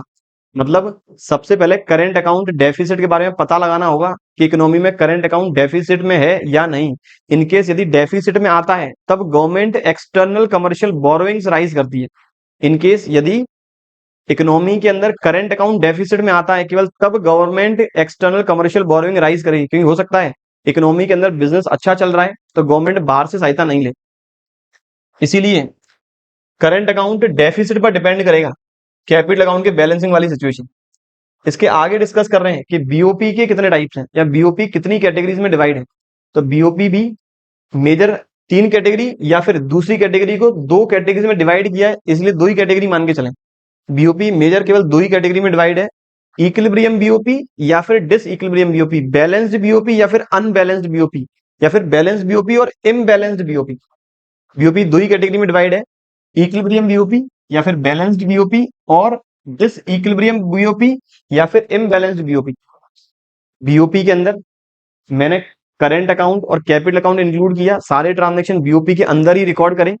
तो यदि सारे ट्रांजैक्शन की वजह से रिसीट्स और पेमेंट साइड इक्वल है, तब बोला जाएगा बीओपी इक्विलिब्रियम या फिर बैलेंस्ड बीओपी। यदि रिसीट साइड ज्यादा है पेमेंट साइड से, सारे ट्रांजैक्शन करंट और कैपिटल का नेट इफेक्ट निकाला, तो करंट और कैपिटल की रिसीट को जोड़ा, वो करंट और कैपिटल की पेमेंट से ज्यादा है, तब उसे बोलेंगे सरप्लस बीओपी। लेकिन तीसरी कैटेगरी जब करंट और कैपिटल की हमने पेमेंट साइड जोड़ा, वो रिसीट साइड से ज्यादा निकल गई या फिर रिसीट कम है पेमेंट से, इसे बोलेंगे डेफिसिट बीओपी। तो मेरा इक्विलिब्रियम बीओपी और डिसइक्विलिब्रियम दो पार्ट में डिवाइड, सरप्लस और डेफिसिट। वापस एक बार बता दूं, जो डेफिसिट वाली बीओपी है वो डिपेंड करेगा करंट अकाउंट डेफिसिट पे।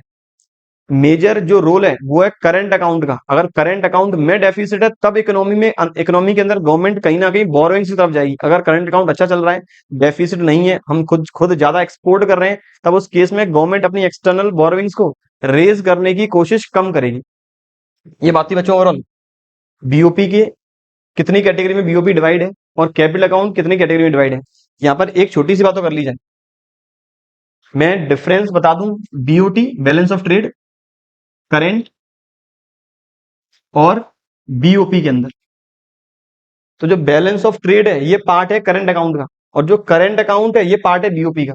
इसका मतलब बीओपी एक मेजर हेडिंग है जिसके अंदर ही मैंने पढ़ा करंट अकाउंट, और करंट अकाउंट के अंदर मैंने पढ़ा बीओटी। बीओटी का मतलब क्या था, गुड्स एंड सर्विसेज, गुड्स के एक्सपोर्ट और इंपोर्ट करने के बाद जो भी डिफरेंसेस हुआ उसे बोला BOT, balance of trade. Current account क्या था, गुड्स एंड सर्विसेज और ट्रांसफर पेमेंट, इन दोनों के इनफ्लो और आउटफ्लो की वजह से जो भी डिफरेंस राइज हुआ, हो सकता है बैलेंस में हो सकता है इम्बैलेंस हो सकता है सरप्लस हो सकता है डेफिसिट हो। और बीओपी क्या है, बीओपी के अंदर सारे करंट और सारे कैपिटल ट्रांजेक्शन से जो भी डिफरेंसेस अराइज हुए या फिर इक्विलिब्रियम में आ गया बीओपी, तब उसे बोला गया बीओपी। सारे करंट और कैपिटल नेचर ट्रांजैक्शन की वजह से इनफ्लो और आउटफ्लो के बीच का जो डिफरेंसेस है, हो सकता है वो इक्वल हो सकता है अनइक्वल हो। इक्वल है तब बोलेंगे बैलेंस्ड, अनइक्वल है तब बोलेंगे इम्बैलेंस या फिर डिस इक्विलिब्रियम बीओपी। ये बात थी ओवरऑल बच्चों बैलेंस ऑफ पेमेंट के कंपोनेंट्स, बैलेंस ऑफ पेमेंट की कैटेगरीज, बैलेंस ऑफ पेमेंट के टाइप्स और कैपिटल अकाउंट के टाइप्स। मैं ओवरऑल इस चैप्टर का पहला पार्ट काफी हद तक कंप्लीट कर चुका हूं। सेक्शन में बात करने वाले हैं फॉरेन एक्सचेंज रेट और फॉरेन एक्सचेंज मार्केट के बारे में। मैंने आपको जो चैप्टर 6 है ओपन इकोनॉमी मैक्रो इकोनॉमिक्स, उसका पहला पार्ट जो बैलेंस ऑफ पेमेंट वो कर लिया है कंप्लीट। अब दूसरा पार्ट है फॉरेन एक्सचेंज, इसकी पहले बेसिक बातें करने वाले हैं। तो बच्चों फॉरेन एक्सचेंज का मतलब होता है फॉरेन करेंसी, या फिर जिसको हम शॉर्ट में फॉरेक्स भी कह सकते हैं। और फॉरेन एक्सचेंज रेट का मतलब एक ऐसी रेट जहां पर एक कंट्री की करेंसी को दूसरी कंट्री करेंसी में कन्वर्ट किया जाएगा। जैसे एट प्रेजेंट एक डॉलर की जो रेट है वो है 83 रुपीज के अराउंड। तो इंडिया के लिए जो डॉलर वाली करेंसी है वो होगी फॉरेन करेंसी, जिसे फॉरेक्स भी कह सकते हैं या फॉरेन एक्सचेंज भी कह सकते हैं। और आज यदि हमें डॉलर परचेज करना है तो डॉलर में इंडियन रुपीज को कन्वर्ट करने के लिए या फिर इंडियन रुपीज की हेल्प से डॉलर परचेज करने के लिए जिस रेट का आज इस्तेमाल करेंगे उसे बोला गया फॉरेन एक्सचेंज रेट। तो कहता है foreign exchange mean foreign currency and also known as forex, also known as forex the rate at which one currency is converted into another currency, और we can say purchasing power of one currency. जो मेरे example में थी एक dollar की purchasing power 83 rupees, इसको भी हम फॉरेन एक्सचेंज रेट कह सकते हैं। अब बच्चों एक्सचेंज रेट जो है वो दो टाइप की है, स्पॉट रेट और फॉरवर्ड रेट। हमें आज जो ट्रांजेक्शन करने हैं तो आज जो रेट एग्जिस्ट करेगी मार्केट में वो हमेशा कहलाती है स्पॉट रेट, और फ्यूचर के ट्रांजेक्शन की जो आज रेट एग्जिस्ट करेगी उसे बोलेंगे फॉरवर्ड रेट। तो करंट पीरियड के ट्रांजेक्शन आज की डेट पर जिस रेट पर होंगे वो कहलाएगी फॉरवर्ड रेट, और जो फ्यूचर में ट्रांजेक्शन होंगे आज उसकी जो रेट प्रिवेल कर रही होगी वो मानी जाएगी फॉरवर्ड रेट। आगे बात करें फॉरेन एक्सचेंज मार्केट की, एक ऐसा मार्केट जो फॉरेन करेंसी से रिलेटेड ट्रांजैक्शन परफॉर्म करेगा, या फिर एक ऐसा मार्केट जो एंगेज्ड है ट्रांसफर फंक्शन, क्रेडिट फंक्शन और हेजिंग फंक्शन के अंदर, उसे बोलते हैं फॉरेन एक्सचेंज मार्केट। मुझे आज जो भी करेंसीज एक्सचेंज करनी है, मुझे आज जो भी एक इकोनॉमी की करेंसी की वैल्यू डिटरमाइन करनी है, आज जैसे एक डॉलर में 83 रुपीज है, आज एक डॉलर की रेट है 83 रुपीज, तो इस तरह की जो रेट डिटरमाइन करेगा वो फॉरेन एक्सचेंज मार्केट है। और फॉरेन एक्सचेंज मार्केट के बेसिस पर ही ट्रांसफर फंक्शन, क्रेडिट फंक्शन और हेजिंग फंक्शन परफॉर्म करेंगे। हेजिंग फंक्शन का मतलब होता है करेंसी फ्लक्चुएशन के रिस्क को मिनिमाइज करने के लिए जितने भी हम ट्रांजैक्शन में एंटर करेंगे ताकि हमें लॉस नहीं हो, उस फंक्शन को हेजिंग फंक्शन का नाम दिया गया है। इन तीनों फंक्शन के बारे में आगे डिटेल में डिस्कशन करने वाले हैं। ये मैंने बात की फॉरेन एक्सचेंज रेट और फॉरेन एक्सचेंज मार्केट की एक ऐसी रेट जहां पर करेंसीज एक्सचेंज होंगी, एक कंट्री करेंसी दूसरी कंट्री करेंसी में कन्वर्ट होगी, उसे बोला गया है फॉरेन एक्सचेंज रेट।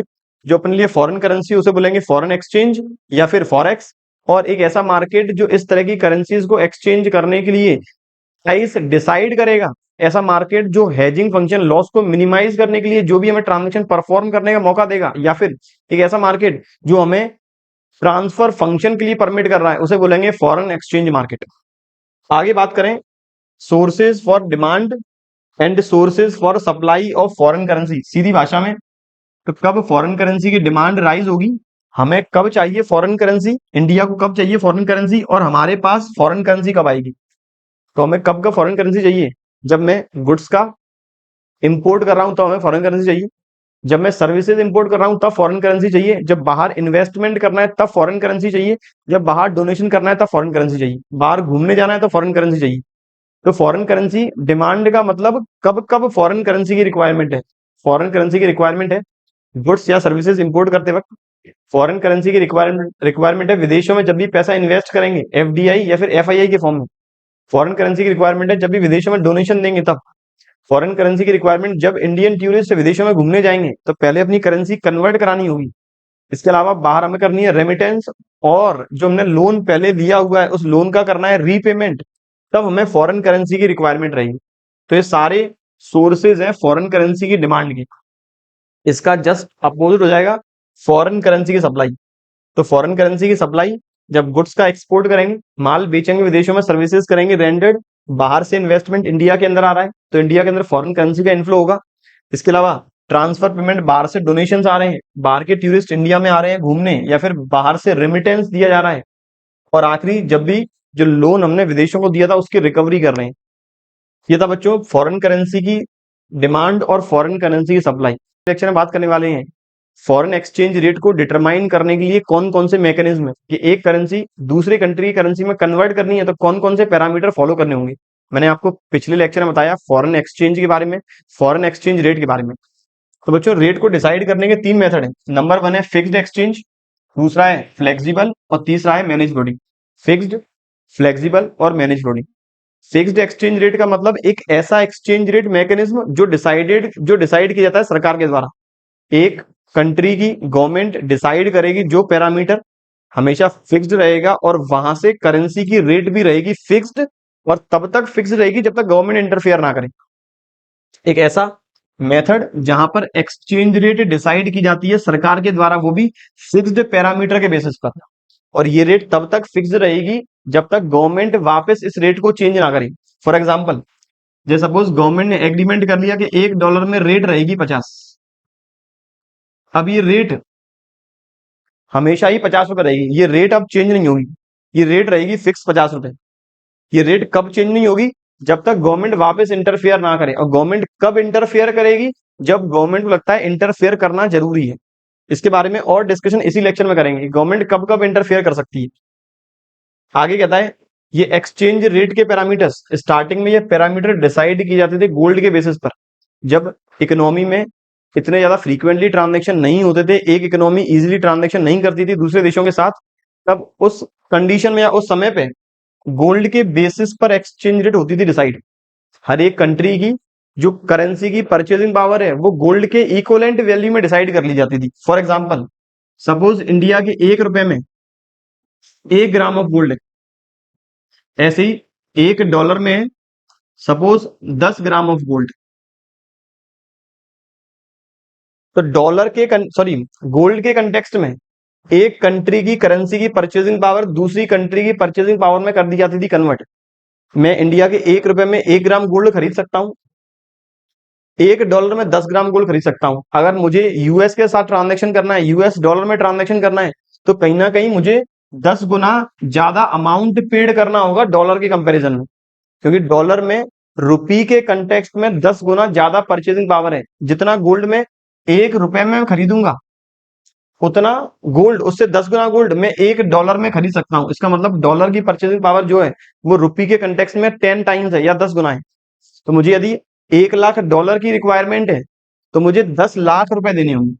यदि $1 लाख की रिक्वायरमेंट है तो मुझे देने होंगे 10 लाख रुपीज। तो ये एक फिक्स्ड पैरामीटर हो गया on the basis of gold. लेकिन जैसे जैसे गोल्ड की एक्सट्रैक्शन प्रोसेस महंगी होती गई, या फिर बहुत सारे कंट्रीज जिनके पास गोल्ड नहीं है, तो उन्होंने क्या डिसीजन किया कि अब एक काम करेंगे, गोल्ड को एक्सचेंज मीडियम नहीं मानेंगे, गोल्ड के बेसिस पर करेंसी की परचेसिंग पावर डिसाइड नहीं होगी क्योंकि हमारे पास गोल्ड है ही नहीं। तब एक काम करेंगे, हम किसी एक करेंसी जो कि यूनिवर्सल है, हर एक कंट्री एक्सेप्ट करने के लिए रेडी है, उसे पैरामीटर मानेंगे और उसी के बेसिस पर ही एक्सचेंज करेंगे। तब जाके in 1971 most of the nation adopted US dollar. बहुत सारे देशों ने यूएस डॉलर को as a medium of exchange treat कर लिया। अब डॉलर के बेसिस पर एक्सचेंज रेट होगी डिसाइड, जिसे नाम दिया गया ब्रेटन वुड सिस्टम या फिर एडजस्टेबल पैक सिस्टम, जिसका नाम ब्रेटन वुड या फिर एडजस्टेबल पैक सिस्टम। इससे पहले अप्लाई होता गोल्ड रेट, जिसे नाम दिया गया था gold standard rate of exchange या फिर गोल्ड एक्सचेंज रेट मैकेनिज्म। 1970 के बन के बाद, 1971 के बाद सारे कंट्रीज डॉलर को एक्सेप्ट करने लगे। अब डॉलर के कंटेक्स्ट में कैसे एक्सचेंज डिसाइड होगी, जैसे मुझे इंडिया को आज ट्रांजेक्शन करना है सपोज चाइना से, इंडिया को ट्रांजेक्शन करना है चाइना से, अब डायरेक्ट करेंसी कन्वर्ट हो नहीं रही, तो मैं इंडिया की करेंसी की परचेजिंग पावर डॉलर के कंटेक्स्ट में और चाइना की करेंसी की परचेजिंग पावर डॉलर के कंटेक्स्ट में कंपेयर कर लूंगा। फॉर एग्जाम्पल, एक डॉलर में सपोज है 50 रुपए और एक डॉलर में सपोज है 20 चाइनीज युआन, 20 युआन, एक डॉलर में चाइना के 20 युआन। तो उस केस में अब रुपी डॉलर युआन में कन्वर्ट कैसे होगा, युआन की परचेजिंग पावर डिसाइड कर लेंगे। युआन की परचेजिंग पावर कैसे डिसाइड करेंगे, मुझे एक डॉलर में मिलेंगे 50 रुपए और सेम एक डॉलर में मिलेंगे 20 युआन। इसका मतलब एक युआन की जो कीमत है वो रुपी के कंटेक्स्ट में 2.5 है, मतलब एक युआन की कीमत ₹2.5 के इक्वलेंट है। इस तरह से $1 equals to ₹50 equals to yuan 20। अब मुझे बेस इक्वल करना है, बेस इक्वल करने के लिए इन दोनों को करना है कंपेयर, इन दोनों को मुझे कंपेयर करना है, तो डिवाइड कर लें तीनों साइड 20 का,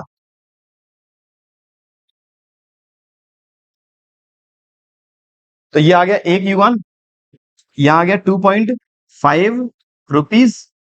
मुझे युआन को कन्वर्ट करना था इंडियन रुपीज में, वो हो गया कन्वर्ट। इसका मतलब एक युआन की वैल्यू आई है ₹2.5। तो इस तरह से गोल्ड के बाद डॉलर को एक्सचेंज रेट मीडियम एडॉप्ट किया गया। आगे कहता है in fixed exchange rate government increase. अब गवर्नमेंट कब इंटरफेयर करेगी, आज गवर्नमेंट लगता है इकोनॉमी के वेलफेयर में, इकोनॉमी के अंदर प्रोडक्शन राइज करने के लिए हमें कहीं ना कहीं विदेशों से इन्वेस्टमेंट चाहिए। आज हमें इकोनॉमी के अंदर इन्वेस्टमेंट राइज करना है, इकोनॉमी के अंदर प्रोडक्शन एक्टिविटी राइज करनी है, तो हमें विदेशों से इन्वेस्टमेंट चाहिए। तो उस केस में गवर्नमेंट जो एक्सचेंज रेट है, अपनी खुद की जो एक्सचेंज रेट है वो कर देती है डिक्रीज। जैसे एक डॉलर में 50 रुपए है, गवर्नमेंट ने कर दिया एक डॉलर में 60 रुपए, गवर्नमेंट ने एक डॉलर में कर दिए 50 की जगह 55 या फिर 60, 55 से कर दिया सपोज, 50 से कर दिया 55। तो पहले उन्हें 50 रुपए का आइटम खरीदने के लिए एक डॉलर देना पड़ रहा था, अब कहीं ना कहीं सेम 50 रुपए का आइटम खरीदने के लिए ₹1 से कम डॉलर, $1 से कम देना होगा। तो इसका मतलब गवर्नमेंट ने क्या किया, फॉरेन करेंसी की परचेजिंग पावर बढ़ा दी या फिर होम करेंसी की परचेजिंग पावर कर दी डिक्रीज।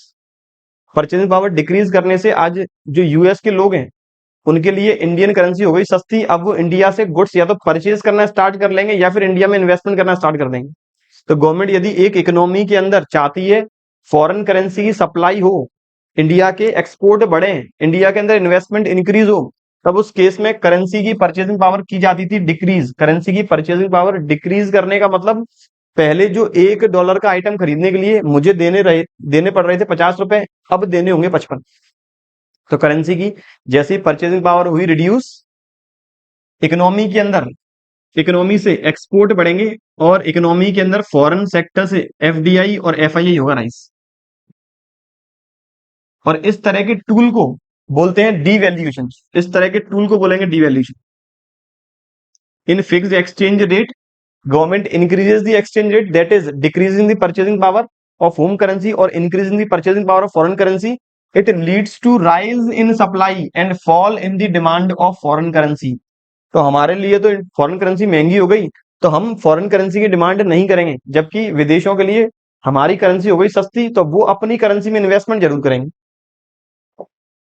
और यहां से एक गैप जनरेट होगा। ये गैप आरबीआई के द्वारा फिलअप किया जाएगा। तो देखें गैप जनरेट कैसे होगा। अब मैं बात करूं गैप जनरेट कैसे होगा। ये मेरा फॉरेन करेंसी की डिमांड, ये मेरा फॉरेन करेंसी की सप्लाई। इस जगह ये आया मेरा एक्सचेंज रेट इकोनॉमी के अंदर, ये आई एक्सचेंज रेट जहां पर ट्रांजेक्शन एट प्रेजेंट हो रहे हैं। अब गवर्नमेंट ने जैसे ही एक्सचेंज रेट कर दी इंक्रीज, एक्सचेंज रेट इंक्रीज करने का मतलब पहले पहले जो $1 में थे 50, अब गवर्नमेंट ने कर दिया $1 में 55। यहां पर एक कितनी क्वांटिटी ट्रेड होंगी फॉरेन करेंसी की और किस रेट पर ट्रेड होंगी। पहले ₹50 ट्रेड हो रही थी फॉरेन करेंसी, लेकिन जैसे ही गवर्नमेंट ने उसकी रेट बढ़ा दी, हमारी तरफ से डिमांड हो गई कम, क्योंकि मेरे लिए अब इंपोर्ट करना महंगा हो गया है, जबकि विदेशों में हमारी करेंसी की डिमांड बढ़ गई, या फिर हम कह सकते हैं इंडिया के अंदर फॉरेन करेंसी की सप्लाई बढ़ गई, क्योंकि उनके लिए अब इंडियन करेंसी हो गई सस्ती। तो जो गैप जनरेट हुआ डिमांड और सप्लाई के बीच में, जो गैप जनरेट हुआ जिसे बोलेंगे एक्सेस सप्लाई, इस एक्सेस सप्लाई के गैप को आरबीआई ने कर लिया एब्जॉर्ब। आरबीआई ने एब्जॉर्ब क्यों किया, क्योंकि इकोनॉमी के अंदर जो सेंट्रल बैंक है, जो आरबीआई है, वही फॉरेन करेंसी करेगी मैनेज, ताकि इस फॉरेन करेंसी को हम इस्तेमाल करेंगे अपने भविष्य में फिस्कल डेफिसिट को पेड करने के लिए, भविष्य में अपने लॉसेस को मीट आउट करने के लिए। तो आरबीआई इस एक्सेस सप्लाई को कर लेगी मीट आउट। ऐसे ही गवर्नमेंट जब अपनी करेंसी को करती है रिड्यूस, करेंसी को रिड्यूस करने का मतलब अपनी करेंसी की परचेजिंग पावर कर देगी इंक्रीज और फॉरेन करेंसी की परचेजिंग पावर हो जाएगी डिक्रीज। तो यहाँ पे हमारे लिए अब फॉरेन करेंसी सस्ती हो गई, जबकि उनके लिए हमारी करेंसी हो गई महंगी। तो ये जो अब गैप जनरेट होगा, यहां से हमारे एक्सपोर्ट गिरने लगेंगे, जबकि हमारे इंपोर्ट बढ़ने लगेंगे। इंपोर्ट बढ़ेंगे क्यों, क्योंकि मेरे लिए अब फॉरेन करेंसी सस्ती हो चुकी है।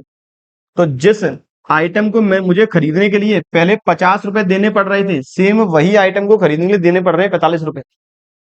तो मेरे लिए फॉरेन करेंसी सस्ती हो गई, तो अब मैं वो आइटम ज्यादा क्वांटिटी में परचेज करूंगा। यदि मैं विदेशों के कंटेक्स्ट में बात करूं, तो उनके लिए माल खरीदना हो गया महंगा इंडिया से, तो वो इंडिया से माल नहीं खरीदेंगे, इंडिया के एक्सपोर्ट गिरने लगेंगे। अब यहाँ पे जो गैप जनरेट होगा, इस गैप को बोलेंगे एक्सेस डिमांड। इस एक्सेस डिमांड वाले गैप को आरबीआई करेगी फुलफिल, और वो भी इस एक्सेस सप्लाई से जो पहले जनरेट हुआ था।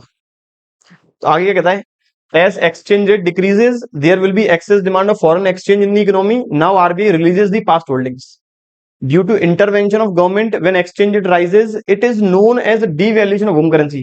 जब भी गवर्नमेंट अपनी करेंसी की परचेजिंग पावर कर देगी डिक्रीज, इसे बोला गया डिवैल्यूएशन ऑफ होम करेंसी या फिर increasing purchasing power of foreign currency, जिससे हमारे एक्सपोर्ट बढ़ेंगे, इंडिया के अंदर इन्वेस्टमेंट बढ़ेंगे।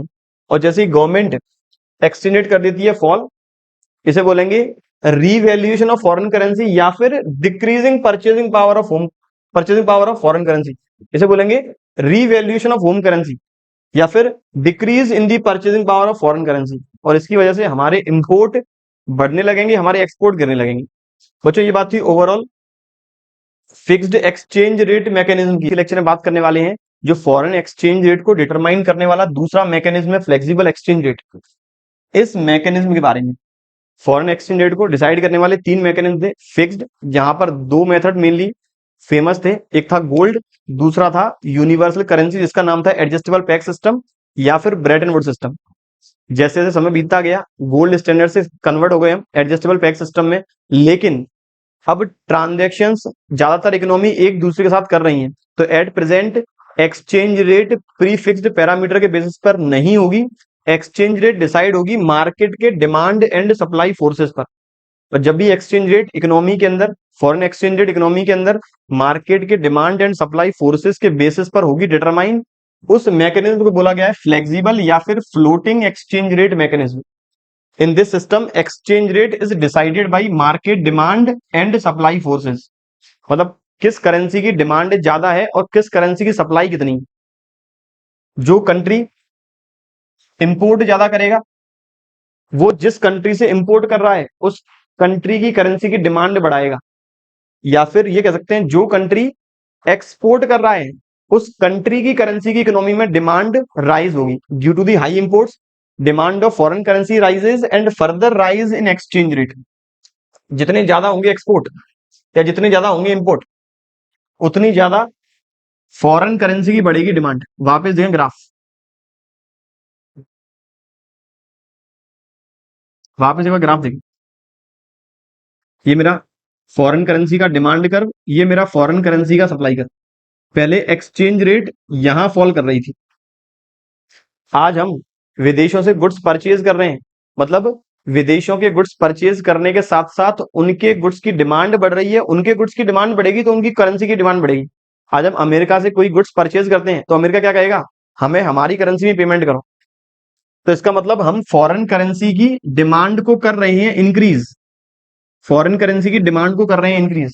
जैसे ही डिमांड इंक्रीज होगी, डिमांड और सप्लाई नए पॉइंट पे करेंगे इंटरसेक्ट, तो एक्सचेंज रेट भी बढ़ जाएगी। तो due to the high imports exchange rate will rise, और इस तरह का टूल कहलाता है एप्रिसिएशन ऑफ फॉरेन करेंसी। इसे बोलेंगे appreciation of foreign currency, foreign currency का बढ़ना, या फिर डेप्रिसिएशन ऑफ होम करेंसी। इसे बोलेंगे एप्रिसिएशन ऑफ फॉरेन करेंसी या फिर depreciation home currency. Foreign currency की वैल्यू का बढ़ना, परचेसिंग पावर का बढ़ना, या फिर होम करेंसी की परचेसिंग पावर का गिरना। इसका यदि अपोजिट आ जाए, हम यदि एक्सपोर्ट करते हैं, यदि हम एक्सपोर्ट करेंगे तो एक्सपोर्ट करने से क्या होगा, हमारी करेंसी की डिमांड बढ़ेगी, या फिर मैं ये कह सकता हूं फॉरेन करेंसी की सप्लाई बढ़ेगी। यदि हम एक्सपोर्ट करेंगे तो फॉरेन करेंसी की बढ़ेगी सप्लाई, ये बढ़ गई फॉरेन करेंसी सप्लाई। और फॉरेन करेंसी की जैसे ही सप्लाई बढ़ी एक्सचेंज रेट गिरने लगी। जो पहले एक्सचेंज रेट थी 50 वो आ जाएगी 45 पे। ऐसा क्यों हुआ, क्योंकि अब हम अपनी करेंसी में पेमेंट चाह रहे हैं, सामने वाले कंट्री पे तो उनकी करेंसी है, वो क्या करेंगे, वो कहेंगे कि आप हमारी करेंसी रख लो। या फिर जिस कंट्री की डिमांड बढ़ेगी उस कंट्री के कंपैरिजन में फॉरेन कंट्री की करेंसी की होगी सप्लाई, सप्लाई इंक्रीज हुई, सप्लाई इंक्रीज होने के साथ साथ एक्सचेंज रेट गिर गई और इक्विलिब्रियम क्वांटिटी इंक्रीज हो गई। यहां पर होम करेंसी की वैल्यू बढ़ रही है, होम करेंसी की परचेसिंग पावर बढ़ रही है, इसीलिए इसे नाम दिया गया एप्रिसिएशन ऑफ होम करेंसी या फिर डेप्रिसिएशन ऑफ फॉरेन करेंसी। तो कहता है due to high export supply of foreign currency rises, foreign currency supply बढ़ेगी इकोनॉमी के अंदर, हमारी डिमांड बढ़ रही है। Further fall in the exchange rate, याद रखें ये फॉरेन करेंसी का सप्लाई और फॉरेन करेंसी का डिमांड कर्व है। फॉरेन करेंसी का डिमांड का, फॉरेन करेंसी का सप्लाई कर। अगर हम माल उनसे खरीदेंगे तब हम उनकी करेंसी की डिमांड बढ़ा रहे हैं, यदि उन्हें माल बेचेंगे तो उनकी करेंसी की मार्केट में सप्लाई इंक्रीज होगी। तो सप्लाई इंक्रीज होने की वजह से, जो मैंने माइक्रो इकोनॉमिक्स के सबसे आखिरी चैप्टर में बात किया था, साइमल्टेनियस डिक्रीज और increase in demand and supply, increase in demand increase in supply, वही कॉन्सेप्ट यहां करना है अप्लाई। तो जैसे ही सप्लाई इंक्रीज हुई, परचेजिंग पावर हमारी कंट्री की बढ़ने लगी या फिर एक्सचेंज रेट गिरने लगी, इसे नाम दिया गया एप्रिसिएशन ऑफ होम करेंसी या फिर डेप्रिसिएशन ऑफ फॉरेन करेंसी का। यहाँ पे एक क्वेश्चन, यहां से एक क्वेश्चन बहुत बार आता है कि एप्रिसिएशन ऑफ होम करेंसी और डेप्रिसिएशन ऑफ होम करेंसी में क्या डिफरेंस है। तो पहला तो ये है कि इन दोनों में, एप्रिसिएशन ऑफ होम करेंसी और डेप्रिसिएशन ऑफ होम करेंसी में, एप्रिसिएशन का मतलब है अपनी करेंसी की परचेसिंग पावर बढ़ना due to the rise in supply of foreign currency और due to the rise in export. Depreciation of home currency का मतलब है अपनी करेंसी की परचेसिंग पावर डिक्रीज होना, एक्सचेंज रेट का बढ़ना due to the high import. और इस पूरे डेप्रिसिएशन एप्रिसिएशन का रिलेशन क्या है, डीवैल्यूएशन और रीवैल्यूएशन के साथ। तो वहां पर डीवैल्यूएशन में करेंसी गिर रही थी, यहां पर डेप्रिसिएशन में भी करेंसी गिर रही है, लेकिन डेप्रिसिएशन और एप्रिसिएशन हो रहा है गवर्नमेंट, हो रहा है मार्केट के डिमांड एंड सप्लाई फोर्सेस की वजह से, जबकि डीवैल्यूएशन और रीवैल्यूएशन हो रहा था गवर्नमेंट के इंटरवेंशन की वजह से। ये बात थी बच्चों ओवरऑल। फ्लेक्सिबल एक्सचेंज रेट के बारे में बात करने वाले हैं। जो लास्ट मेथड है एक्सचेंज रेट को डिटरमाइन करने वाला, वो है मैनेज फ्लोटिंग एक्सचेंज रेट। मैंने बात की फिक्स्ड की, जहां पैरामीटर रहेंगे फिक्स्ड, वो फिक्स्ड है, गवर्नमेंट इंटरफेयर करेगी फिक्स्ड है। जब मार्केट के demand and supply forces intersect करेंगे, इंटरफेयर करेंगे, वो फ्लोटिंग है। जब इन दोनों के बेसिस पर जो एक्सचेंज रेट होगी डिटरमाइन, उसे नाम दिया गया मैनेज फ्लोटिंग का। तो एक ऐसा मेथड जिसमें एक्सचेंज रेट डिसाइड की जाएगी डिमांड एंड सप्लाई फोर्सेस के साथ साथ गवर्नमेंट इंटरवेंशन के थ्रू भी। और इसको बोलते हैं dirty floating. Managed exchange rate mechanism को डर्टी फ्लोटिंग का नाम भी दिया गया है। आगे कहता है it is a mixed form of fixed and flexible system. Managed floating में गवर्नमेंट इंटरफेयर करेगी आरबीआई के थ्रू, क्योंकि इकोनॉमी के अंदर फॉरेन करेंसी के रिजर्व मेंटेन करती है आरबीआई। तो आरबीआई को लगता है कि एक्सचेंज रेट गिर रही है। एक्सचेंज रेट गिरने का मतलब पहले जो $1 में थे 50, आज $1 में हो गए हैं 55। हमारी करेंसी की वैल्यू गिर रही है। हमारी करेंसी की वैल्यू गिर रही है। इस करेंसी की वैल्यू को मेंटेन करना होगा, तब आरबीआई अपने ऑफिशियल रिजर्व में चेंजेस करेगी। अपने पास जो फॉरेन करेंसी के रिजर्व है, उन फॉरेन करेंसी की मार्केट में कर देगी सप्लाई। सप्लाई करने की वजह से फॉरेन करेंसी की जैसी सप्लाई हुई इकोनॉमी की इंटरनेशनल मार्केट में, फॉरेन एक्सचेंज मार्केट में अपने आप जो एक्सचेंज रेट है वो बैलेंसिंग वाली कंडीशन में आ जाएगी, या एक्सचेंज रेट मेरी करेंसी की बढ़ने लगेगी। तो आगे कहता है on the behalf of RBI, on the behalf of government RBI buys and sell foreign currency to moderate exchange rate. यदि देख रहे हैं परचेसिंग पावर गिर रही है, तब फॉरेन करेंसी सप्लाई कर देंगे मार्केट में, मतलब बेच देंगे। और जब देख रहे हैं परचेसिंग पावर बढ़ रही है, फॉरेन करेंसी को परचेज करना स्टार्ट करेंगे, डिमांड क्रिएट करेंगे। आरबीआई को लगता है इस तरह के ट्रांजेक्शन अप्लाई करना ठीक है, केवल तब आरबीआई इस तरह के टूल्स अप्लाई करेगी, अदरवाइज वो मार्केट के डिमांड एंड सप्लाई फोर्सेस को हैंडओवर कर दिए जाएंगे। आखिरी कहता है due to manage floating official reserve transaction are never equals to zero. और मैनेज फ्लोटिंग की वजह से ही आरबीआई के पास स्टॉक जो भी फॉरेन एक्सचेंज का है वो बढ़ने लगेगा या गिरेगा, कभी जीरो नहीं होगा। तो बच्चों ये था overall manage floating exchange rate, एक ऐसी रेट जो डिसाइड की जाती है आरबीआई के इंटरवेंशन और मार्केट के डिमांड एंड सप्लाई फोर्सेस के अकॉर्डिंग। आरबीआई कब इंटरफेयर करेगी? जब उन्हें लगता है कि मार्केट में हमारी करेंसी की जो परचेसिंग पावर है वो गिर रही है या बढ़ रही है। गिर रही है तो फॉरेन करेंसी कर देगी रिलीज, बढ़ रही है तो फॉरेन करेंसी बाई करना स्टार्ट कर देगी। जैसे ही बाई करेगी डिमांड बढ़ने लगेगी और एक्सचेंज रेट में वापस आ जाएगा चेंज। और इसी वजह से कभी भी जो ऑफिशियल रिजर्व ट्रांजेक्शन है, जो आरबीआई के पास फॉरेन करेंसी का रिजर्व है, वो जीरो नहीं होगा। ऐसे ही रिलेटेड टॉपिक डिस्कस करने वाले अपने अगले लेक्चर्स में। प्लस इसके साथ साथ जितना भी हमने आज कंटेंट डिस्कस किया है इस पूरे लेक्चर के माध्यम से, वो आपको हमारी एजुकेशन इनसाइट्स एप्लीकेशन के अंदर मिलने वाला है। वो सारा कोर्स, जितना भी हमने क्रैश कोर्स, वो सारा कंटेंट जो हमने क्रैश कोर्स के अंदर डिस्कस किया है, प्लस हमने जितने भी एमसीक्यू सीरीज ला चुके हैं या फिर लाने वाले हैं, वो सारी इस बुक के साथ ही आपको सॉफ्ट कॉपी में मिलने वाली है। मैं आपको पहले ही बता चुका हूँ, book soft copy hard copy दोनों में अवेलेबल है। उसका लिंक नीचे डिस्क्रिप्शन बॉक्स में एक बार चेक जरूर करें। तो ऐसे रिलेटेड टॉपिक डिस्कस करते रहेंगे अपने अगले लेक्चर्स में। तब तक पढ़ते रहिए और बने रहिए हमारे यूट्यूब चैनल के साथ। Thank you.